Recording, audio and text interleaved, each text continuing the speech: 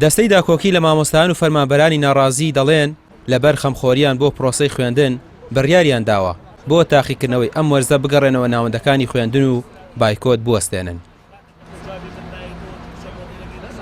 بۆ بەردەوامی لە بایکۆت حەزەکەم بەوە بۆ هەموو بینەرانی خۆشەویست ڕوون بێ لەبەرەوە ئێمە لە خەمخۆریمان بۆ سیستەمی پەروەردەی و قوتابیەکانمان ئێمە ئەو بڕیارە نادەین کە گوایە بەردەوامە بین لە بایکۆت چونکە تاقیکردنەوەکان لە پێشە و ئەمانەوێ قوتابیەکانمان سوودمەندتر بن زیاتر لەوەی کە دەسەڵات ئێوێ کە تاقیکردنەوەکان نەکرێت و خەڵک بەرەو نەخوێنەواری ببرێت نەخێر بڕیاری ئەومان نەداوە کە بایکۆت بەردەوام بێ.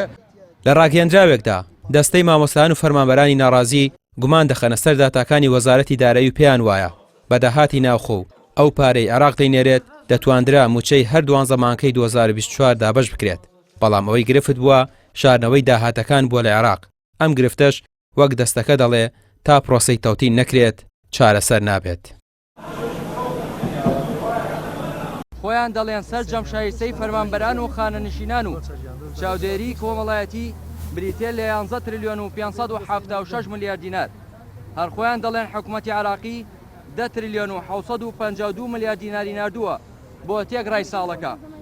ئەگەر ئەو 442 ملیارەی هێشتا نەگەیشتووە حساب بکەین کەوا بۆ حکوومەتی عێراقی زیاتر لە 11 تریلیۆن و 200 ملیار دیناری ناردووە لە 2024دا. پارەی بەغداد لەگەڵ داهاتی ناوخۆی تەنها 2 مانگی هەرێم دەکاتە 12 تریلیۆن و 140 ملیار دینار.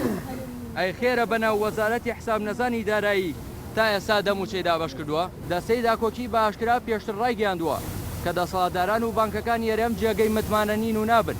ئێسەش دەستەکەمان داوا دەکات کە تاکە چارەسەر دەرێنانی دەستی پیسی کاربەدەستانی هەرێمە لە موچەی خەڵک و تەوتینکردنی موچە لەسەر هەردوو بانکی ڕەشید و ڕافیدەین. زیاتر لە مانگێکە مامۆستایان بەهۆی دواکەوتنی موچە دەرگای قوتابخانەکانیان داخستووە. پرۆسەی خوێندن لە بەشێکی هەرێمی کوردستان پەکی کەوتووە. مانگی ڕابردووش 35 ڕۆژ موچە دواکەوت و موچەی مانگی 12ش نادیارە. ئێستاش لەگەڵ نادیاری موچەی مانگی 12 هیچ ڕوون نییە دوای تاقیکردنەوەکان پرۆسەی خوێندن چی بەسەر دێت. ڕامیار عوسمان، کەناڵی پەیام، سلێمانی.